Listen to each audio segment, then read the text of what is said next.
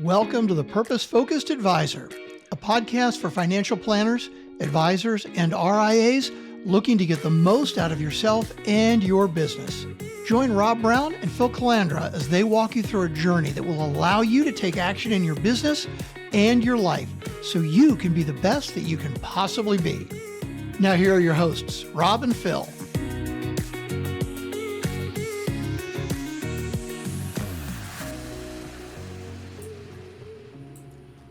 Welcome back to the Purpose Focused Advisor. Rob Brown here, and I am extra excited today for what we're going to attempt. We haven't done this before. We're going to have a panel discussion. As I've mentioned on several of our recent podcasts, I have been fascinated by how I see financial planning evolving as a new generation of planners is coming on and getting engaged in the business and using financial planning as a centerpiece for creating a high-level client experience. So that's our goal today, is to share with you all some ideas that we have around how to do that and why that is so important. And I have with me Zack Hubbard, Kate Atwood, and David Brown, and I'll introduce them a little bit more as we get into the discussion. But Zack, I want to start with you because I love the fact that you say flat out that you want to make financial planning available to the masses. That's a big, bold statement. And just so you know, Zack is the Director of Financial Planning and participant engagement at Greenspring Advisors, where he leads a team of planners who do private wealth management and consulting, as well as work with retirement plan consultants. So Zack has a big job in his firm, and that's one of the places he's getting financial planning out to the masses. So Zack, talk a little bit about kind of your why. Why is that so important to you? Yeah, I mean, thanks, Rob, and I'm super happy to be here along with Kate and David. I mean, talk about two incredible people to be on a panel with. Good Lord, going to try to carry my weight here, but I'm so passionate about this because if you really think about who traditionally has had access to high quality financial planning advice, it's the wealthy and the ultra wealthy, right? That's who it's been reserved for. That's who the business still focuses on, but the financial issues we deal with, the concerns that we have, the goals that we have, the things we're trying to accomplish that are all included in that financial plan, they're not excluded or exclusively allocated to the high net worth and ultra high net worth individuals, right? Everybody has those financial goals, those aspirations, those things that they want to accomplish, and they haven't had access to good, high quality fiduciary financial planning advice in the past. And so that's what I'm on a mission to change, right? I mean, it's a lofty goal. It's a big goal. I don't think we'll get anywhere close to goal anytime soon. But if I can walk away from this business at some point, 40 years down the road, or even die at my desk, having done this, right, of helping millions of people have access to the high quality financial planning advice that they need,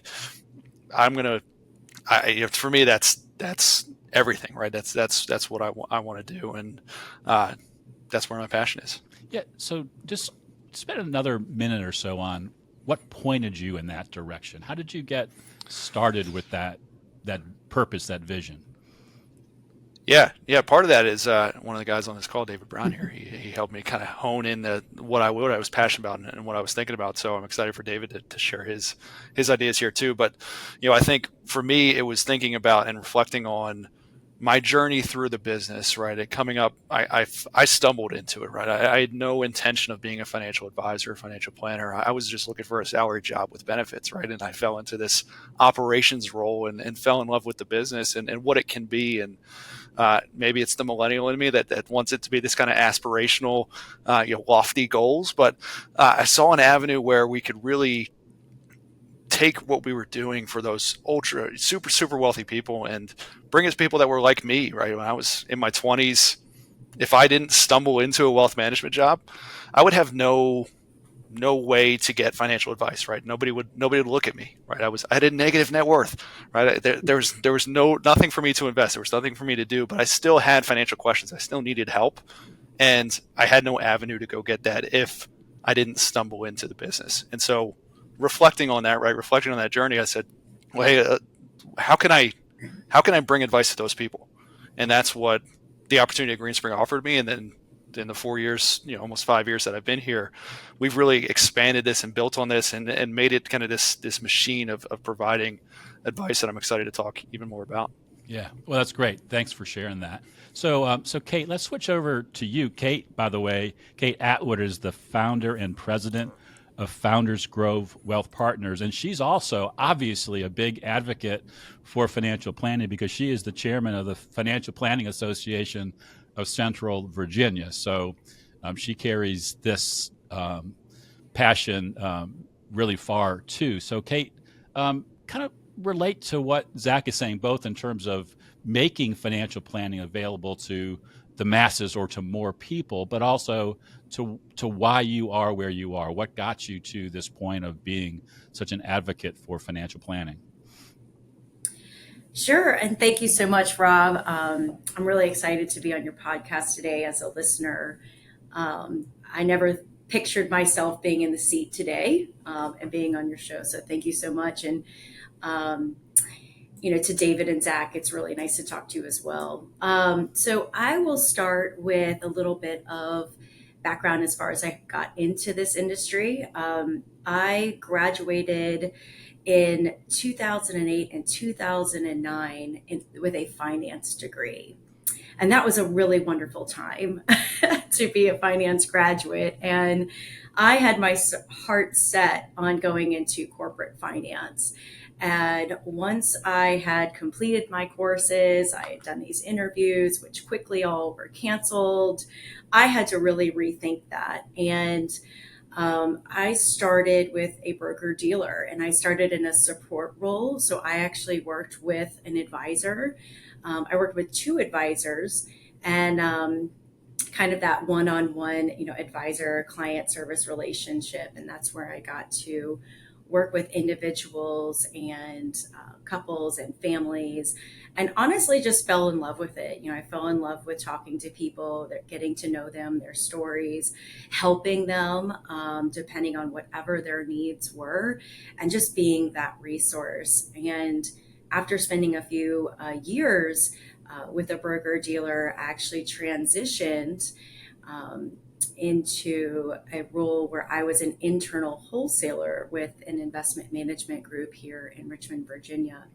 And it was really unique because my clients then were financial advisors, right? So then I got to see so many different advisors and how they interacted with their clients. And I have to say, I missed working with clients. And so that's when it came back into an advisory role. And, financial planning is so special because it's really personal to each individual person, whether it's a family, a couple, an individual, business owners, and there's really no one size fits all. And I think having the conversations with clients, being able to kind of connect on that level, that's going to be the most important part. What I will say too is there's so much information out there right now. Even with ChatGPT, right? Someone could go and they could look things up for themselves. But if you don't really know kind of the regulations and the rules and the guidance, you can really get lost in a lot of it. So that's where I just think it's so important for so many individuals to have that financial advisor resource available to them going forward. So just add to that a little bit, but why so involved with the Financial Planning Association? Because it would be easier to step back, especially now that you're a founder and president of a new firm that you started with your partner in the last year, to just pay attention to your 5 months to your business. 5 months, and yes. not worry about all of those other practitioners out there. That's such a great question. And I just think I'm so passionate about connecting with other advisors and talking with our own peer group and understanding what are other advisors doing for their clients? What are they doing in their practice? And so that I can be a better advisor, right? I highly encourage everyone to join their local financial planning association because of that network and the sharing of ideas. I've been on the board for about 4 years now, and being able to meet a whole nother generation of advisors, that are coming out of college now with their certified financial planning designations already. It's so impressive. And even this concept of having a paraplanner on the team, like that wasn't around when I first got into the industry. And so I just find it fascinating how the industry is evolving and how the community is really connecting together to share those ideas. And I truly believe that, of course, the Financial Planning Association is a large part of that for me. But there's so many communities out there, whether it's in person or online, or even listening to this podcast, right, where you're talking about your own personal experience in this industry and how you can relate with clients and then how you relate to your business. So to me, it's one of those things where I think if you're an advisor, you're just inherently born with this continuous love of learning and growing and doing what's best for your clients. And I just feel like that's a part of our community. Yeah, thanks for sharing that. I think that really is important because to learn and grow, you have to be intentional about it. So whether it's putting together a panel like this for a podcast or being part of the FPA, those are great ways to be intentional about honing your craft and really elevating financial planning to where you want to be, where you want it to be for your clients and for the industry as a whole. So David Brown, David, no relation, by the way, although he does have a great last name, has been in the industry for since unique. 2000. Very unique last name. Absolutely. Yeah. And he is part of the business development group at Davidson Investment Advisors. But prior to that, he served on a national team of wealth planning consultants at RBC, which is where he actually got to know Zack and in turn introduced Zack to me. And also he introduced me to Kate so that we could have this great panel. So David, thanks for being here and talk a little bit about your why, your journey, and why you think this is so important.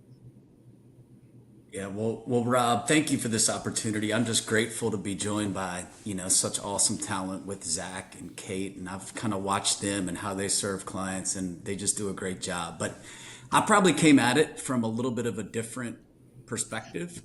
I started alongside you at a smaller firm back in 1999 or 2000. And the term financial planning was unheard of. There was no such thing. It was an investment heavy culture. And at the time, the business was investment heavy. So I was going about serving clients by trying to figure out if it was better to buy Coke or Pepsi.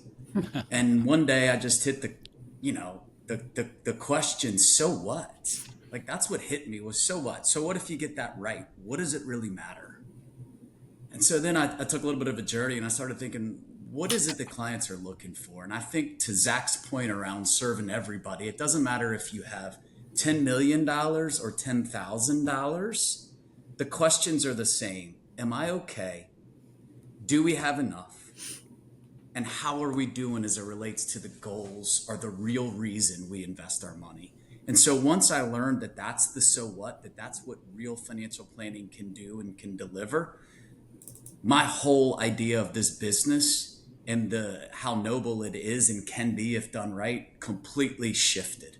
And so that's why I'm so passionate about it, because I've just seen it firsthand coming from the sort of investment heavy, it's good, but it's not great, to how we can really serve clients, transform their lives, and get better outcomes for everyone through financial planning at the center.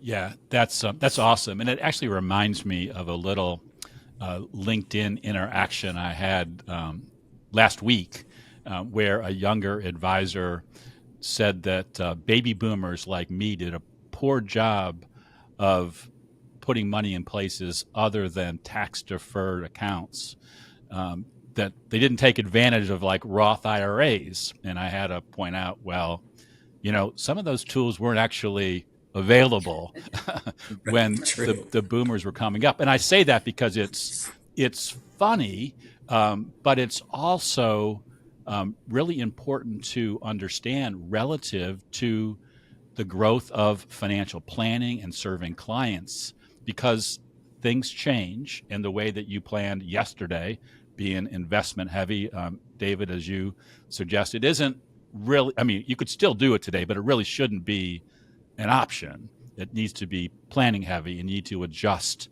for the changes in the tax laws, the changes in tools that are available to help with that planning.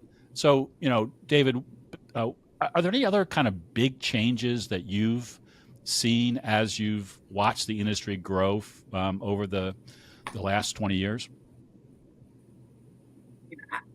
Yes, I think our industry has changed drastically. And, one of the things I say is I think the formula for our industry is your life first and your money second.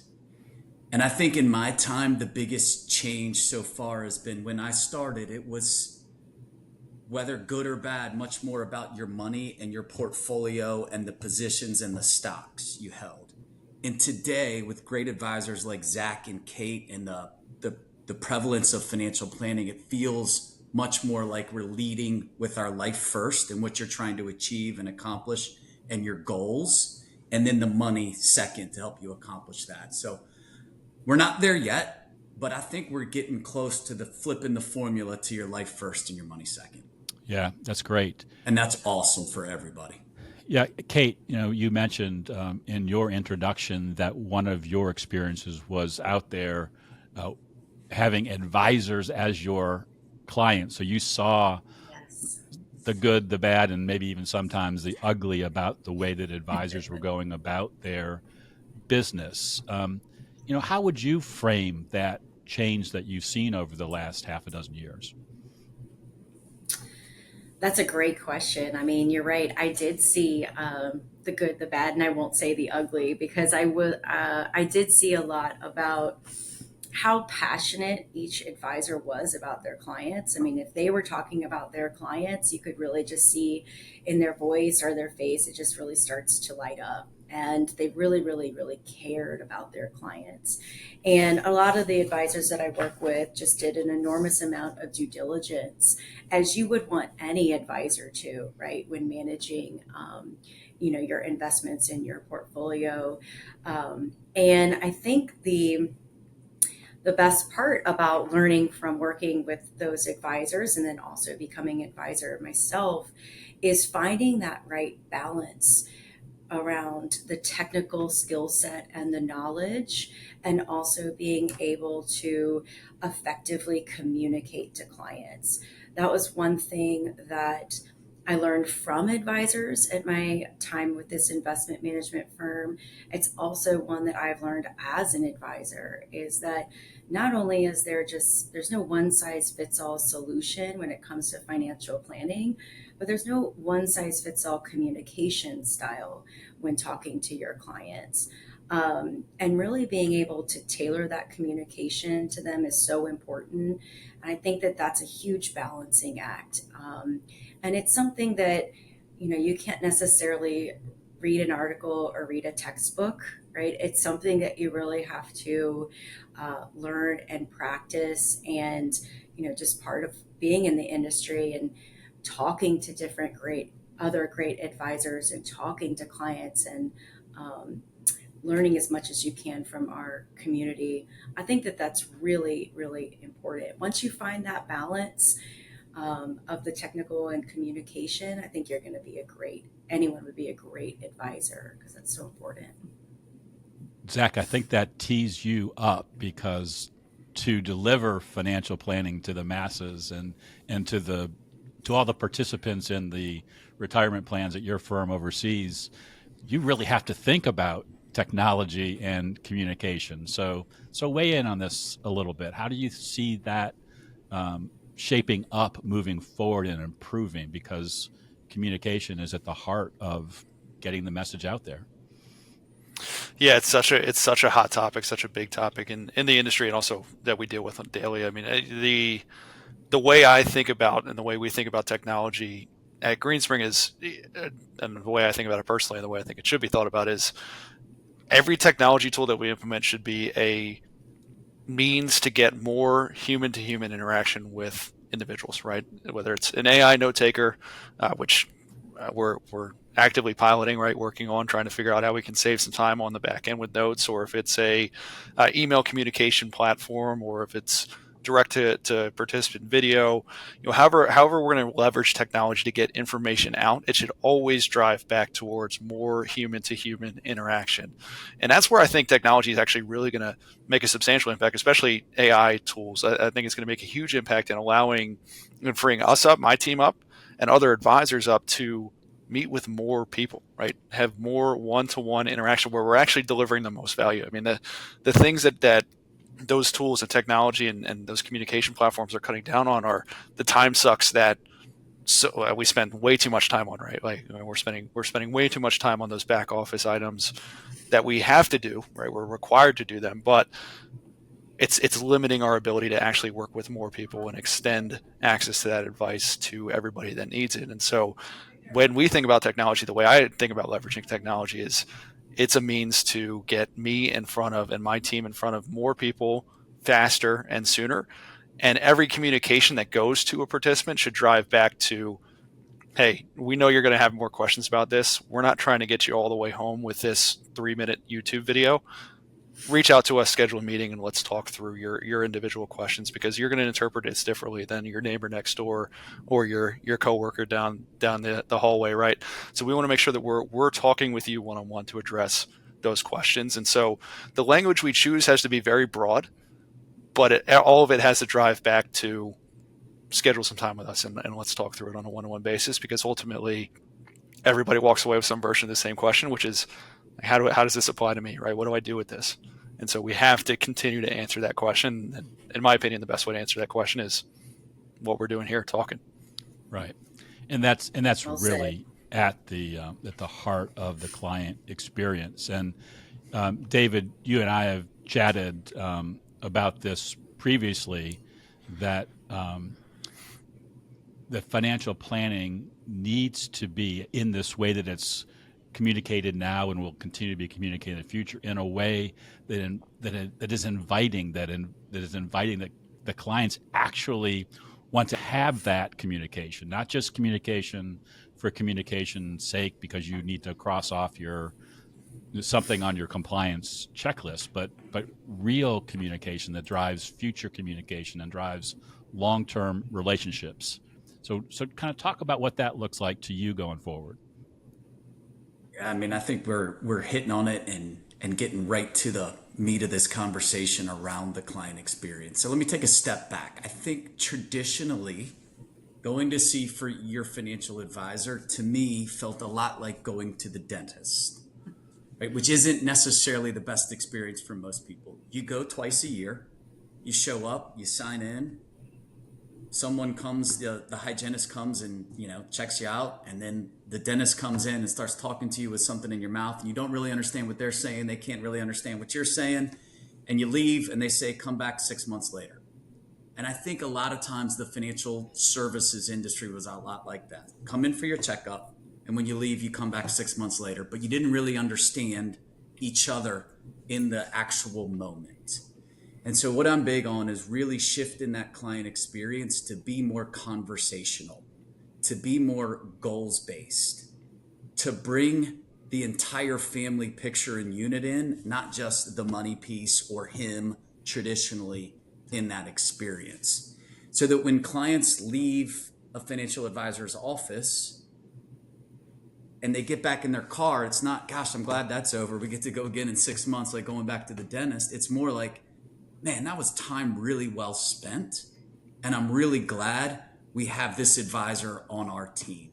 And so I think that's what we really need to do as we think about a client experience, is making it engaging, making it meaningful, making it relevant, and making it a whole lot more fun than what it's been in the past. Yeah, thanks for saying that. And I think that's a great analogy. One of the things that dawns on me as you were talking about this, David, is when I talk with advisors, and I talk to advisors all around the country on a regular basis, I was going to say daily, but I don't talk to advisors all around the country every day, but a lot of days or over the course of a month. Anyway, and you ask them, or I ask them, talk about your service model, and they will say, I meet with my clients 4 times a year, or whatever it might be. That's kind of I guess a standard pattern. But then when I dig deep and I say, like, how's that going? The honest ones will say, not really well, because there's some people that we call to schedule and they don't even bother to call us back, and we're their financial planners. We're managing millions of dollars for them. And that says to me something is not right. And so how do you see that, Kate? Do you see that maybe not with your clients and your team, but in the industry as you're talking to other advisors, where that stated service model isn't actually a reality?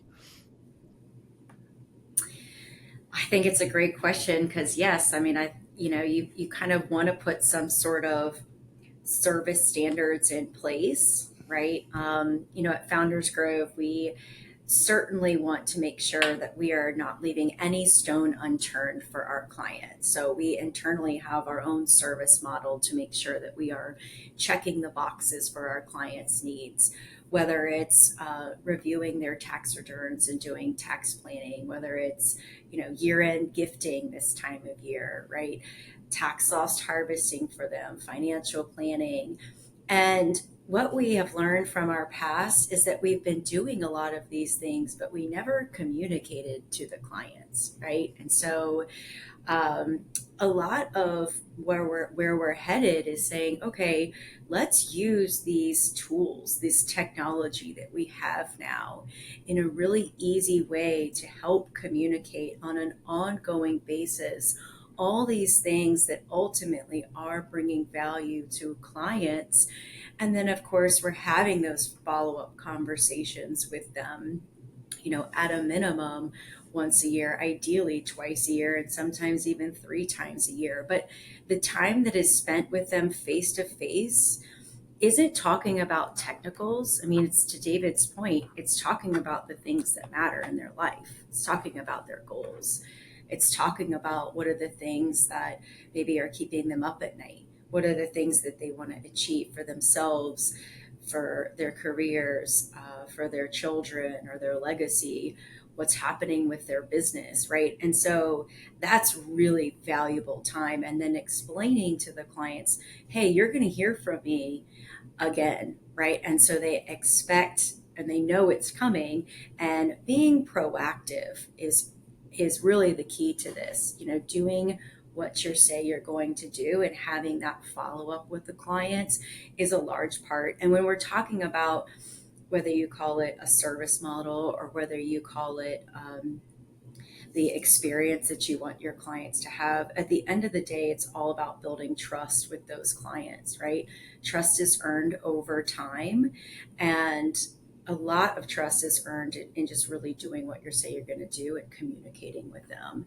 And so that's where I think the technology really can help with that from a communication standpoint, and help illustrate to clients, really the ultimate value that an advisor is bringing to individuals, families, couples, business owners, and things to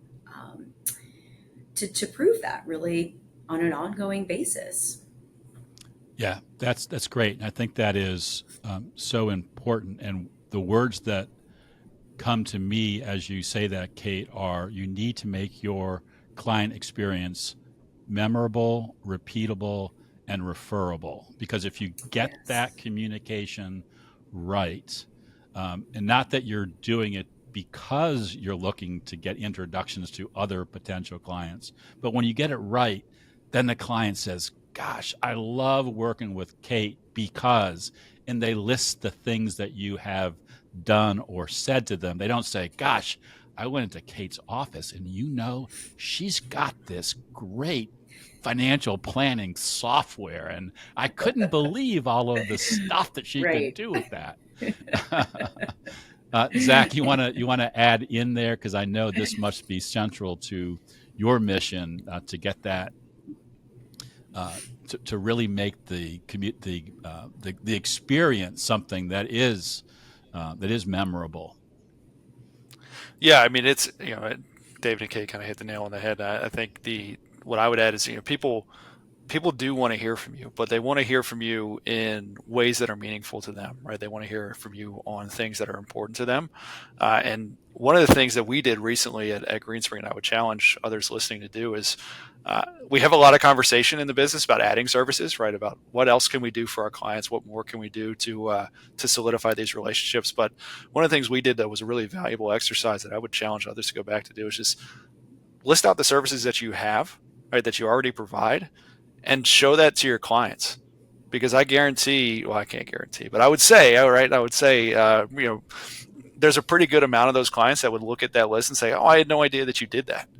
And those are probably the clients that are struggling to get in more than once a year, right, for a meeting, because they just have no idea what they can and can't talk to you about until you tell them, hey, we can talk about this, right? We can do this for you. And you're not adding any services, but now you're doing something new for that client that they didn't expect, and they're going to be much more engaged because it's important to them at that time, right? And that's the hardest part, I think, of everything, is staying on top of what's important to your clients at the time that it's important, and making sure that when they think about it, you're the one they think about. And that's those are the relationships that are they're most referable, right? Those are the ones that are sending their friends and family in, because when they're thinking about financial issues, they're thinking about you. Yeah. Rob, if I might just jump in real quickly please. On what I think is important to what Zach was saying is the word listening.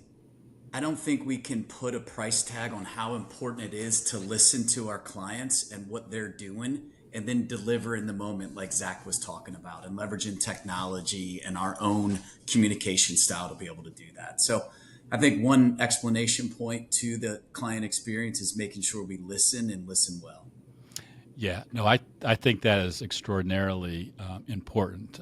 When you have that meeting, when you have that call, you need to make that person, that couple, that family feel like they are the most important people in the world, and you box everything else out. And I'd also like to go back to Zach's point about making sure your clients know all that you do, because the worst horror stories that I hear about advisors losing clients start with, I lost one of my biggest clients because they're going to XYZ firm who offers ABC service, and we do that too, but my clients didn't know it. Does that resonate with any of you all? Have you hopefully you've not experienced that in your own practices, but can you see how that can happen? Yeah. I've certainly all the time. heard that. Yes. Yeah. Yes. Yeah. It happens all the time, and I'll give an example that's front and center right here. They over there are offering financial planning at ABC company, and we here at XYZ can do it too, but the client never knew we did it. That really drives me crazy. Sorry. Yeah. No, and that's probably the one of the biggest obstacles to some of the more senior advisors who are out there, who, because they were doing business in such a different way, that if they're doing financial planning, it's not even apparent to the client that they're doing it, because it's kind of, incognito, and that's never a good thing. So let's kind of close up our conversation, because I love what you all have shared, but let's kind of begin to close up by thinking about where you see this headed, to make, financial planning that central part of the client experience. What needs to happen next? And maybe answer the question in a couple of ways. One, like, what do you see yourself doing next? But also, what does the industry need to do next? Because this is a big issue. I don't know who wants to start. Kate, if you don't mind, why don't you start? I don't mind at all. I love this question. I'm very passionate about this question, especially with the networking community and the FPA Association, because we talk about how the industry is changing and where it's headed. And it's changing, but honestly, in my opinion, it's not keeping pace with really what's coming. I mean, we are on the biggest brink of wealth, the largest wealth transfer in history, right? With almost, I mean, the stats are outrageous, 30 to 70 trillion dollars set to move to future generations in the next 2 decades. And if you look at the average advisor age right now, it's roughly about 55. And so in the next 2 decades, they're going to be retiring themselves. And I think the challenge with this is, different generations have different views on wealth, right? How wealth is created, how wealth should be spent, how wealth should be preserved, and meeting the communication needs and the education involved with that wealth transfer. We do not have enough next gen advisors, right? Either stepping into the role or having that opportunity to step into the role to meet the demands of the clients and what's about to happen for this wealth transfer. Let's call it the next generation, right? And it just feels like our industry hasn't really fully prepared for that succession planning to really handle the huge shift in wealth and the education and communication around that. So, finding the right person. I mean, I see a lot of advisory teams, and I think that that's something that is really growing in our space right now. And my team jokes with me, I'm a huge fan of collaboration, so I love working on an advisory team. So at Founders Grove, there are 4 of us, and I would say that we're a pretty young team by industry standards, right? So I'm in my late 30s, the rest of the team were on our early 40s, and we have roughly about 70 years of experience. But even though we opened our doors 5 months ago, we are already starting to think about bringing in the next partner, because it takes time to educate, to train, and ultimately communicate to our existing clients and the next generation, right? To know that they are in good hands now and that their children and grandchildren will also be in good hands as well. And so to me, I am a big proponent of kind of incorporating, the folks that you want to be on your team earlier rather than later, right? Don't wait till it's too late. Start focusing on this now, not only for your clients and how important it is, but also for the business as well, right? I mean, you have to really kind of look ahead, and you have to really start now. I always find a lot of value in like networking and peer groups, of course, because we talk about this a lot and people are willing to talk about it now. They're really willing to share ideas, especially with this next, even younger generation coming right out of college and already having their CFP. Like, they're hungry, they're eager to learn, they're willing to jump in. It's really kind of helping foster and mentor that next generation, so that we're going to be prepared for this incredible wealth transfer that's about to happen and is already starting.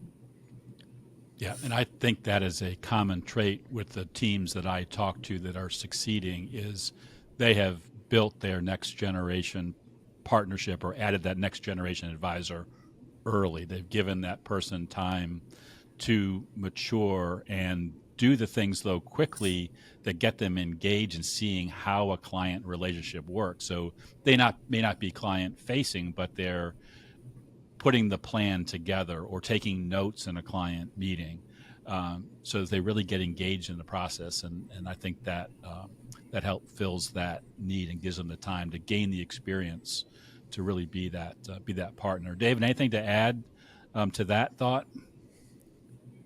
Yeah, I mean, I think and I do, like Kate and like Zach and like you, think a lot about the future of this industry. If I just round up, I've been in it about 25 years and there's been tremendous change. I can't even imagine what the next 25 years is going to look like. But I think it's a great news story, and here's why. The demand for financial advice, I think, is going up. It's only accelerating, and the supply, to Kate's point, is going down. So I'm not good at economics, but if that's the case, those of us that are in the space are going to be front and center to that wealth transfer that Kate shared. And I think as to what's really important is to creating good outcomes. So if you can think about truly understanding a client's goals and then getting very personalized and customized to those goals and be tax smart, whether that's the new term, direct indexing, all this stuff, tax smart, and overlay some sort of technology to help you do all that, the sky's the limit. And so in terms of the future of this industry, I think it's only going to get better for all of us that are there, especially the clients, because understanding goals, being able to personalize, customize that advice, be tax aware at the center is going to be awesome. And I think our business model going forward, like Zack acknowledged, is the combination of the human at the center and technology. And I think both of those are only going to accelerate quickly. So I'm pretty psyched. So follow up on that just real quick. Is what I hear behind that, though, is there's some intentionality required. You may have argued in the past that you can kind of let things come to you. What it might even have been the technology that you can let, but now you have to be more intentional, more forward thinking, more action oriented, because if you don't, maybe it's a little bit like being on the hamster wheel. You're just not going to really make any real progress. Yeah, I think you're exactly right. There's no more being lazy in this industry. I think adoption is a key word here. You've got to adopt the technology. You've got to adopt the best practices. And I think as an individual, you've got to get some designations to differentiate you and get you up the curve. So if you're doing all those things, I think it's going to be golden era for this generation in this industry. Yeah, thanks for that. So Zack, how about you? You've got a crystal ball. What say you? Yeah, I think we're closer to financial planning being a recognized profession than we've ever been. Right? It's going from an add-on service that, like, oh, hey, you want to buy our investment product? Here's a financial plan to show you why you should buy our investment product. So now it's the centerpiece of the entire client relationship, right? Before we do anything, right, we're doing a financial plan. And as Kate mentioned, right, there's now people graduating from college with financial planning majors. And when I was I got my CFP in 2017. When I was going through it, the list of CFP board registered programs was probably 1/10 of the size it is now. There's like 300 plus CFP board registered programs at major colleges and universities across the country, and more being added every day. I mean, in schools of all sizes. And so what I think is really cool is academia is kind of stepping up to say, okay, hey, we recognize that this is something really, really important, and we're going to make sure that students have the knowledge and training coming out of school to be able to go actually do this as a job. And that's what's required for it to be a truly recognized profession. And what we have to do now is we have to provide pathways for those people to actually get into the business and into a place where they're actually going to have the runway to learn how to talk to people, right? That's the thing I always talk when I'm ever talking to young people and students trying to get into this business, or people that I'm training on my team, is you can have all the technical skills that you want, right? You can be an absolute whiz at the estate planning section of the CFP course. But then when you sit across from somebody and have to explain why you're recommending this idjit, right, to this couple, and you have to tell them, like, hey, this is how it's going to work, you realize very quickly that the language you learn on the CFP exam is not the language that real people talk about in the real world. And so there has to be a fairly substantial runway, right, for somebody that's 21, 22 years old coming out of school with all the technical skills in the world to learn how to actually talk to people and provide advice. And that has to be done in a way that's safe, right? That's not risky to the business. That's not going to discourage them from wanting to continue on and continue to do it. And so with that, like, that's how our training programs works. And I'd love to see others in the industry do it. Is you got to create opportunities for your young employees, for your aspiring planners, to flex their muscles a little bit, right? Use their technical skills on the back end, but also get opportunities to talk to people, right? They have to be in the meetings. They have to see what's so great about this, because in my opinion, what made me fall in love with it, and I think probably Kate and David would agree, and Rob, you too, right? What makes us fall in love with this business is not creating some cool financial plan or building out a financial planning software, right? It's sitting across from an individual, telling them that they can do what they set out to do 20 years ago, that they've done it, right? They're there and they're able to do it, or that, hey, yeah, your family's going to be okay, right? They're going to be all right if something happens to you. It's a magical experience that you can't get without being in the meeting. And so, for my opinion, what I want to see going forward is that we have pathways for young people to enter the business and enter the business in a place where they're going to have runway and not be put in a sales situation right away, and that they're going to get the at bats that they need to become really, really good advisors. You need a lot of talk time. It took me years, right, to get good at talking to people. I don't even know if I'm actually good at talking to people yet, right? But I think I'm getting there.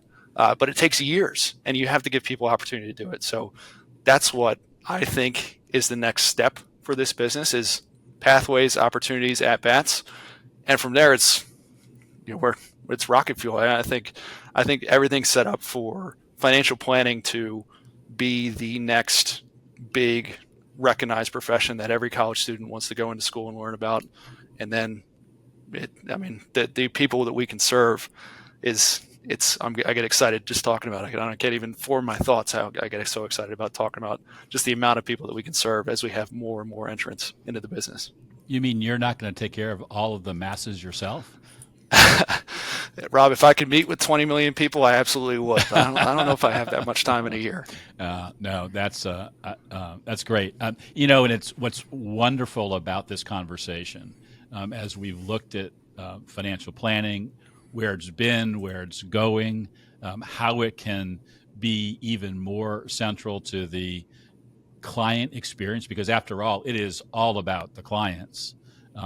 One word keeps coming back over and over again: communication.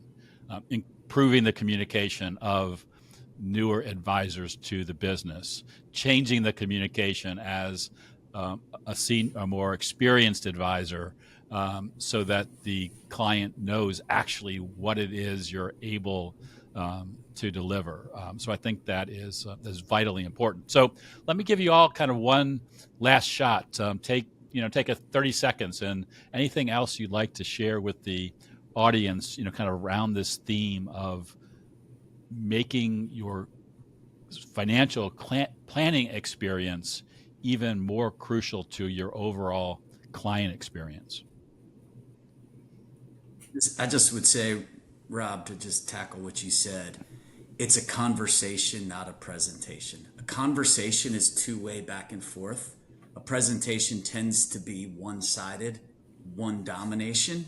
And so I think if we can just use that language, it's a conversation, not a presentation, that'll help the client experience a lot.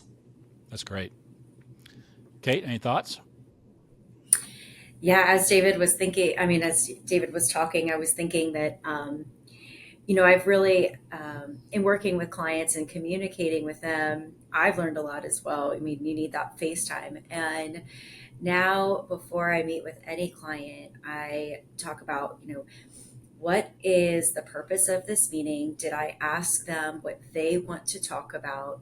What would I want their takeaway to be from meeting with me?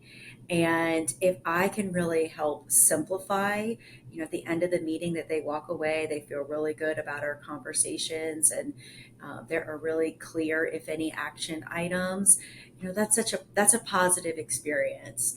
And so really reframing, how you communicate with clients, with them first, and then indicating, okay, what is their takeaway, right? And that's how I always start the conversation at the beginning of the meeting, and then really come back to it and follow up at the end of the meeting, and just being really clear. So yeah, what a great action item to come away from this. Challenge yourself as the listeners of this podcast to go into your client meetings, adding to maybe the questions that you're asking yourself: what do I want the client? Kate, help me out. I just dropped it. I said it was great, and I dropped What do you want their takeaway what do you want their to be from takeaway the to be? meeting? Yeah, no, What is their takeaway from the meeting? Yeah, no, that's just so important. And Zach, you dropped off there for a second. Any last words of wisdom for the audience? The one thing I'll get up on my soapbox a little bit and just say that all of us CFPs need to drop our two favorite words, which are "it depends." It depends is the biggest, in my opinion, inhibitor to advice and actionable advice being given to individuals, right? We can answer a lot of questions without having 10 years of tax returns and all their financial statements and everything else, right? That's a big barrier to access. Get rid of "it depends." Trust yourself a little bit. Understand that some questions can be answered.